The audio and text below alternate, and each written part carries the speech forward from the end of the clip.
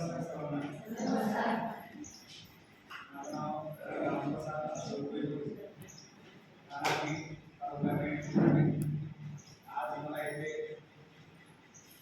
नैसर्गिक शेती या आपल्या सर्व गोष्टींना मार्गदर्शन करण्यासाठी बरोबर माझे मार्गदर्शक जोशी सर यांनी मला परवा फोन केला की एक दिवस येता बघा सध्या आणि तुम्ही आवर्जून येईल एक दिवस आणि त्या निमित्ताने आज इथे आलो.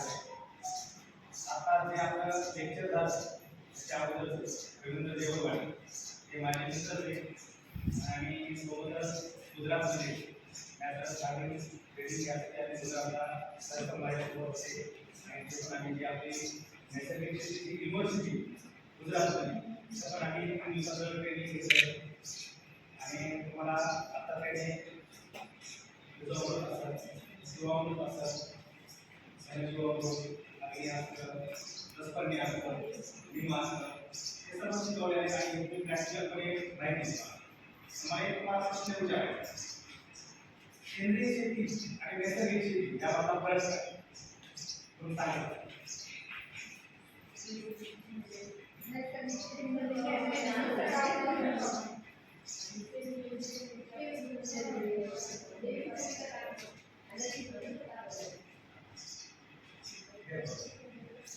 तुम्ही सेंद्रिय शेतीमध्ये काय बाहेरून निवडून राहण्याचे असतं किंवा काय काही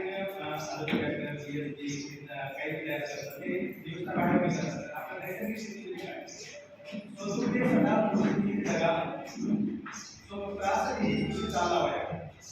परमपंथी या भारतात नमस्कार मानवाची गोमाते काय पण आपल्या करायचे असं कितीतरी कसं काय त्याच्याकडे गावरान गाय आहे तो नैसर्गिक शेती करू शकतो. पण तुम्हाला गोमूत्र घेण्यासाठी दुसऱ्या पण जावं लागतं हाच सापडला तुम्हाला घरी नैसर्गिक शेती करायची असेल तुम्हाला गाय भाव गायशिवाय तुम्ही काही शिकू शकतो काही कारण आपण गायशिवाय सगळ्या देवाच्या दिवशी बनवायचे त्या गायीच्या शेणापासून गोमूत्रापासून सगळं तर गायीचा प्रत्येक अवयव हा गायीचा प्रत्येक अवयव आपल्या सर्व कामाचा तुम्हाला कसं आपण तुम्हाला सांगितलं कारण की ज्यावेळेस आपल्याकडे गाय गेली आता प्रत्येकाला माहिती असतं गायचं झाड होतं त्या झाडापासून असं एक पाणी पाऊस तयार होतं. नंबर एक पाणी झाड घ्यायचं त्या बकेटीमध्ये त्या बकेटीमध्ये काय करायचं 2 किलो गुळ टाकायचं झाड 2 किलो गुळ टाकायचं त्याला 4-5 दिवस काय करायचं थांबवण्यासाठी ठेवायचं. आपण ते काय बकेट ठेवा किंवा गाडीत ठेवा कशात ठेवा आपण त्याला बांधून ठेवा त्यावेळेस आपण बांधून ठेवतो त्यावेळेस 8 दिवसामध्ये त्याचा असा मस्त वास येतो. ते झाड काय पूर्ण विरघळणार नाही त्याचं काय करायचं त्यावेळेस आपण 8 दिवसांनी ते काढून घ्यायचं. ते काढून घेतल्यानंतर त्याचे 2 लिटर निघेल परत त्याच्यात 2 किलो गुळ टाकायचं परत ते 8 दिवस करायचं जोपर्यंत झाड विरघळत नाही तोपर्यंत ती प्रक्रिया कशी चालू व्हायची आणि तोपर्यंत आपल्याला ते क्वालिटी नंबर एक होऊ शकते. कारण मी आपण सगळे मला आता विषय दिला की मला सगळं जीवन कसं बनवायचं आहे कसं बनवायचं सगळं मला सांगितलं माहिती ना कसं बनवायचं जीवन सांगा बरं जेव्हा तुम्ही बरं सांगा कुणी एक सांगा आहे का माहिती कारण की तुम्ही गोष्टीसाठी मी बीड तालुक्यात माझ्याकडे बरोबरी तालुका आहे आष्टी तालुका आहे मानगाव तालुका आहे देवळा तालुका आहे या महिला माझ्याकडे मला वारंवार फोन करते आणि मी त्यांच्या शेतावर जाऊन त्यांना मार्गदर्शन देतो. तसे ते तुमचा तालुका वेगळा आहे सगळी मला विनंती केली कोण सांगते जेव्हा म्हणून शिकलत नाही बरोबर आहे.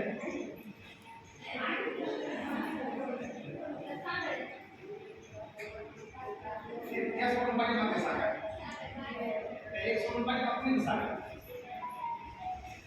नाही तुम्हाला सांगा सांगा आपण असं खेळ शिकायचं बोला बोला बोला बोला बोला मी तुमचा भाऊ मी सांगतोय 200 लिटरचा बॅरल घ्यायचा आता व्यवस्थित काय तुला विचार ना 200 लिटरचा बॅरल घ्यायचा 170 180 लिटर पाणी घ्या.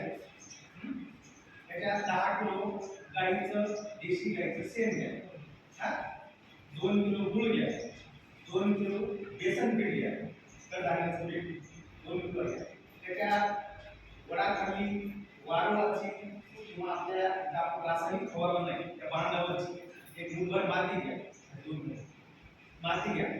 त्याला सकाळ संध्याकाळ 2 टाइम काढी ड्रेनचे टाकीप्रमाणे ढवळायचं. ते 6-7 दिवसात तयार होतं. त्याला काय म्हणतात? जीवामृत. आणि हे जीवामृत आपण आपल्या जमिनीच्या सुपीकतासाठी, जमिनीचा सेंद्रिय गर्भ वाढवण्यासाठी किंवा जमिनीची आता सांगितलं देवरासाठी तुम्हाला खत टाकायची गरज नाही. 10, 26, 20 जे आपण बाहेर मार्केटमध्ये भेटलंय हे टाकायची गरजच नाही. कारण त्याचा जातीवंत उदाहरण मी आहे. सर माझ्या क्षेत्रावर नाही आहे, पण माझ्या क्षेत्रावर आपल्या परभणी कृषी विद्यापीठाचे ते पण आता पाठीमागे माझ्या क्षेत्रावर सगळे जेडी असतील, आयुक्त असतील, हे सगळे माझ्या क्षेत्रावर व्हिजिट देऊन गेले. कारण मी 2018 पासून मीच नाही, माझी बायको पण तुम्हाला हे असं नाही शेती ही एकट्याने केलेली होणार नाही. शेती ही तुम्हाला कोणी दोघांना विचारावं तेव्हा ती शेती होईल. कारण तुम्ही आपली घरी गेला तुम्ही आम्हाला आपल्याला जीवावर बनवायचं तुम्हाला काय सांगितलं बरोबर आहे का? माझी तीच परिस्थिती मी यावेळेस 2018 मध्ये एका ट्रेनिंग करायला गेलो शिर्डीला. 5 दिवस झाले घरी आल्यावर काय म्हणलं आपला असं बनवायचं तुम्हीच का आवश्यक नाही बरोबर आहे. हे तुमचं तेच म्हणा काय म्हणलं असं आग्ने असं बनवायचं तुम्ही कुठे गेले म्हणजे माझ्या पाहिजे हे काय होत असतं का? माझ्या बायको तुम्हाला सांगून बोलून नाही. आज माझी बायको तुम्हाला कधी सत्य सांगत नाही. तुझ्या मीडियावर जाऊन तुम्हाला कधी टीव्हीवर चॅनलवर तुम्हाला कधी कशावर तुम्हाला कधी तुम्हाला ज्याला आहे काही तुला कधी नाही काय तुम्ही आवडतो नाही तुम्ही कशामुळे सिद्ध झालं. आपण जर तुमच्याकडे देशी काय असतात या ठिकाणी काय तुमच्याकडे काय आहे तुम्ही यासाठी शेती करू शकतच नाही. म्हणून तर पुन्हा पुन्हा आणणार तुम्हाला कोण देणार? माझ्याकडे 4 गाई गीर गाई तरी ती मला गोष्ट पडतात दुसऱ्या कोणी तर 10 रुपये लिटर त्याच्या जरा माझ्या गायींच्याकडे सुद्धा गाय त्यांना काय करणार एक कॅन घेऊन देणार त्यांना मला 10 रुपये लिटर प्रमाणे पैसे धरून तुमच्याच द्यायचं 10 रुपये दिले लिटर मला कोणी देणार. या पद्धतीने कोणतं माझ्याकडे आज 3,000 शिल्लक आज आता पाठीमागे काय बोलता येईल माझ्या मित्राला देऊन टाकल्या त्यांनी माझ्याकडे स्टॉक केला दोन आणि हे तुम्हाला करावंच लागेल.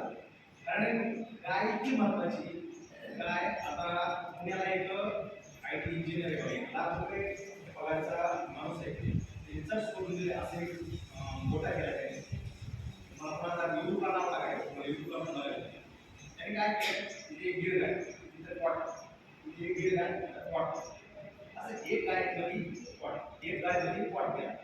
त्या पॉटला एका गायीला झोपायला भाडं 2,000 किती 2,000 रुपये. कशामुळे एक तर ते वातावरण तुम्हाला बीपी शुगर कोणताही आजार असतो गाईच्या पाठीवरती सूर्यनाडी असते. गाईच्या पाठीवर हे गाईच्या पाठीवर हे कोणती गावरान कोणती असते ती गिरज म्हणून नाही कारखाना असते आणि गावरान असते फक्त जर्सीच वाटतात. जर्सी ही गाय नाही तो प्राणी कारण की दूध तिचं काय केलं त्यामध्ये तिचं जे 220 म्हणायचं त्याचे वेगळे प्राण्यापासून आपल्या जनावरांपासून गेलेले वेगवेगळे हे करून सगळे करून हे केलेले तेव्हा प्राणी जर्सी गाय तिचं दूध पण तुम्हाला खाऊ वाटतं बघा. गिर गायचं दूध गावरान गायचं दूध बघा आपल्या लहान लेकरांना आपण तूप देतो ते कशासाठी गाईचं दूध कशाचं नाव गाईचं म्हशीचं पण देत नाही तर त्या जर्सीपेक्षा म्हैस बरी जर्सी नाही. आता त्या त्यांनी काय असं पॉट तयार केले त्या पॉटमध्ये 2,000 रुपये त्या गाईचं भाडं घेतो. कशामुळे घेतो गाईचं भाडं त्यामध्ये जर आपण गाईचं चाललं तर आपले आजार पण त्यांनी केले त्यामुळे त्यांनी ते असं 1 लाख रुपयाचा पगार ते रुपये सोडून पण त्यांनी झालं होतं. त्यामुळे आपला गाय असणं महत्वाचं की गाईच्या पाठीवरती सूर्यनाडी तुमच्या आता ते अंगाचं बीपी शुगर असं ते पण आपण असं हाताने पिळला 4-5 दिवसाचा गाईच्या पाठी ते पण आपला करून आता आपण जीवामृत त्यांनी सांगितले जीवामृत आता कोण सांगतं जीवामृत सांगा